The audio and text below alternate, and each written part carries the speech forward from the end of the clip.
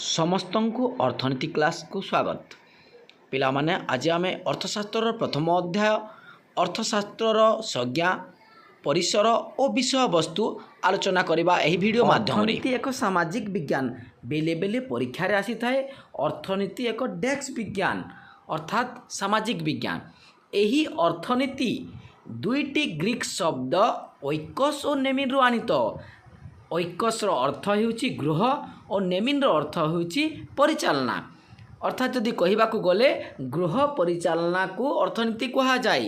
ଅର୍ଥନୀତି କହିଲେ ସୀମିତ ସମ୍ବଳରେ ଗୃହ ପରିଚାଳନା କରିବା କଲା ହିଁ ଅର୍ଥନୀତି ବା ତାହାକୁ ଅର୍ଥନୀତି କୁହାଯାଏ। ଜୀବନରେ ଅନେକ ଗୁଡ଼ାଏ ଅଭାବ ଅଛି ଓ ସୀମିତ ସମ୍ବଳ ଅଛି। ସପୋଜ୍ ଆମ ପାଖରେ 30 ଟଙ୍କା ଅଛି। ଏହି 30 ଟଙ୍କାରେ ଆମେ ଗୋଟେ କଲମ କିଣିପାରିବା ଓ ଆମ ଭୋକ ପାଇଁ ଆମେ ସମୋସା ଖାଇପାରିବା, କିନ୍ତୁ ବଲ୍ କିଣିପାରିବା ନାହିଁ ଯେହେତୁ ଆମ ପାଖେ ସୀମିତ ସମ୍ବଳ ଅଛି।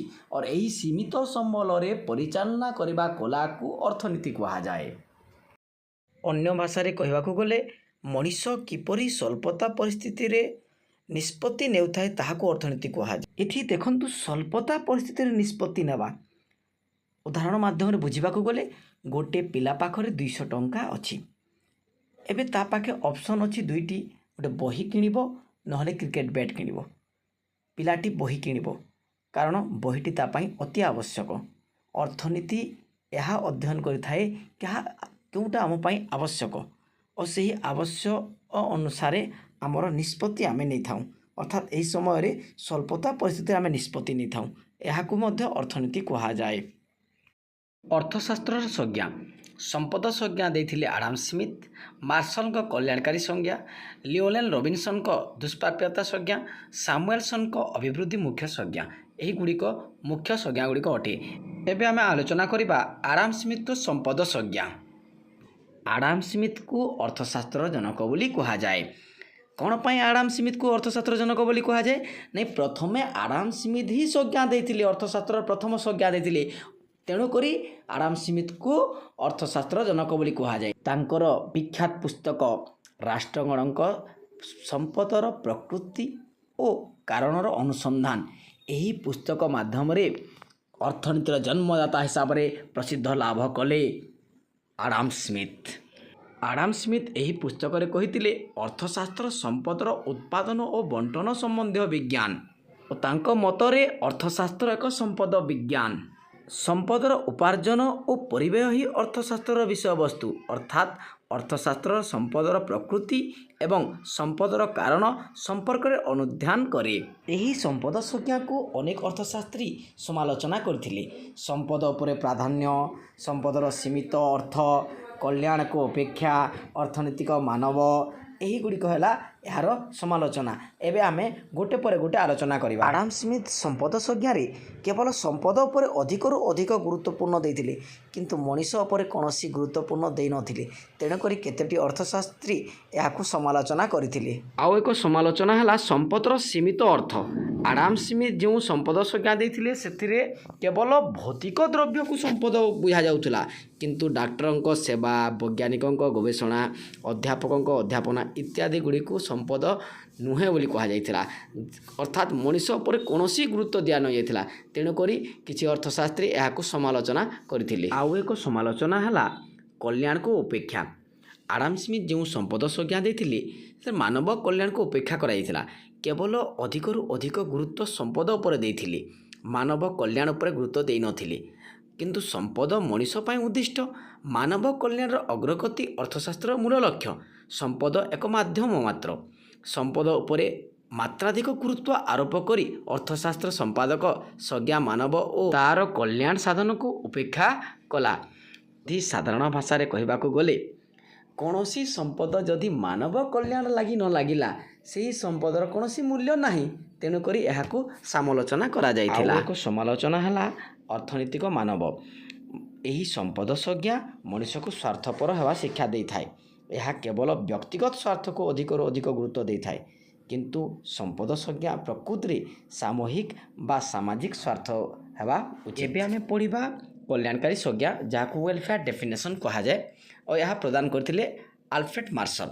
ଆଡାମ ସ୍ମିଥ୍ଙ୍କ ସମ୍ପଦ ସଂଜ୍ଞା ସମାଲୋଚନା ହେଲା ପରେ ଅନ୍ୟ ଜଣେ ସୁବିଖ୍ୟାତ इंग्रेज अर्थनीतिज्ञ आल्फ्रेड मार्शल अर्थनीति एक नूतन संज्ञा प्रदान कले जहाँ कल्याणकारी संज्ञा कहगला और यही कल्याणकारी संज्ञा तांकर एक रचित पुस्तक अर्थशास्त्र तथ्यावली रे जो संज्ञा प्रदान करथिले ताहाकू कल्याणकारी संज्ञा हिसाब से प्रसिद्ध लाभ कला और यह 1890 मसीह प्रकाशित पाइथिला।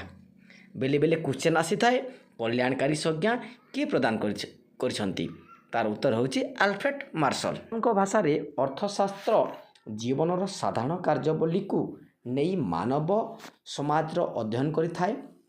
यह मानवर व्यक्तिगत और सामाजिक कार्यावलीर सही अंश को अनुध्यान करे जहाँ मानव कल्याण पाई आवश्यक भौतिक वस्तुर प्राप्ति और विनियोग सहित घनिष्ठ भाव संश्लिष्ट। साधारण भाषा रे कहवा गले आल्फ्रेड मार्शल संपद को मानव कल्याण सहित संश्लिष्ट करथिले। मार्शल को प्रदत्त संज्ञा मुख्यतः 3टी कथा को गुरुत्व दिया जायथिला। प्रथम है अर्थशास्त्र मानव जीवन साधारण कार्यावली को अध्ययन करता है अर्थात आमर साधारण जीवन को अध्ययन करता है। द्वितीयटी है यही साधारण कार्यावली भौतिक द्रव्य गुड़िकर आहरण और व्यवहार सहित घनिष्ठ भाव जड़ित। तृतीय पॉइंट है भौतिक द्रव्य गुड़िकर मानवर कल्याण साधन पाई उद्दिष्ट अर्थात मानवर कल्याण साधन पाई आवश्यक भौतिक वस्तुर प्राप्ति और व्यवहार सहित संपृक्त मानव कार्यावलीर अध्ययन ही अर्थशास्त्र विषय वस्तु अटे। यही संज्ञा प्रचलन फल मानवर भौतिक कल्याण को अधिक गुरुत्व दिगला। आमे पढ़ी संपद संज्ञा अनेक अर्थशास्त्री रुटी और लोहणी विज्ञान बोली कहते किंतु मार्शल को कल्याणकारी संज्ञा आसिबा परे अर्थशास्त्र उन्नति होई मानव कल्याण भली एक सूक्ष्म स्तर रे उन्नति होई पारिथिला। एबे आमे पढ़िबा मार्शल को जो कल्याणकारी संज्ञा थिला ताहा मध्य समालोचना करा जायथिला। अनेक अर्थनीतिज्ञ याकू समालोचना करथिले। से गुड़िक हैला अणभौतिक द्रव्य गुड़िक प्रति अवहेला माने जेते भी अणभौतिक द्रव्य गुड़िक थिला ता प्रति मार्शल को अवहेला रहिथिला तेणुकरी याकू समालोचना करा जायथिला। अन्य पक्षरे भौतिक संपद सर्वदा समाज कल्याणर कारण होई पारे नाही। उदाहरण स्वरूप मद यह अर्थनैतिक द्रव्य हेले ही समाज श्रृंखला नष्ट करे तेणु संपद संग्रह स्थले प्रति भौतिक संपद समाज कल्याण साधन करि पारंती नाही। तृतीय समालोचना है कल्याण एक मानसिक धारणा और व्यक्ति विशेष स्थले भिन्न भिन्न होइतिबारु यह एक सठिक परिमाप मध्य संभव नुहे यह एक संतोषजनक परिमाप नुहे। चतुर्थ समालोचना है अर्थशास्त्र कल्याण उपरे आधारित हेले ही सामाजिक मूल्यबोध प्रति संलग्न मात्र मार्शल यही संपर्क को उपेक्षा करिसंती। पंचम समालोचना है अर्थनैतिक समस्या सृष्टिर कारण संपर्क रे यही संज्ञा रे दृष्टि निरपेक्ष करा जाय नाही तेणुकरी यहाकू समालोचना कराइथिला। यह थिला मार्शल को कल्याणकारी संज्ञार समालोचना। भी आम पढ़ा दुष्प्राप्यता संज्ञा जहाँ स्कार्सिटी डेफिनेशन कह जाए और यह किए प्रदान करते लियोलैंड रॉबिन्सन। 1932 मसीह प्रकाशित तांकर पुस्तक अर्थनीति विज्ञान प्रकृति और तात्पर्य संबंधी प्रबंध यही पुस्तक जो संज्ञा प्रदान करथिले ताहाकू दुष्प्राप्यता संज्ञा नाम प्रसिद्ध लाभ कला ताकू यही पुस्तक माध्यम जो संज्ञा प्रदान कले ताकू दुष्प्राप्यता संज्ञा हिसाब से प्रसिद्ध लाभ कला। मार्शल को कल्याणकारी संज्ञा को घोर समालोचना करी रॉबिन्सन यही पुस्तक माध्यम रे अर्थनीतिर यथार्थ और प्रमाणयोग्य संज्ञा प्रदान करथिले। अर्थनैतिक समस्या गुड़िकर समाधान को भित्तिभूमि आधार करी यही दुष्प्राप्यता संज्ञा प्रदान करथिले रॉबिन्सन।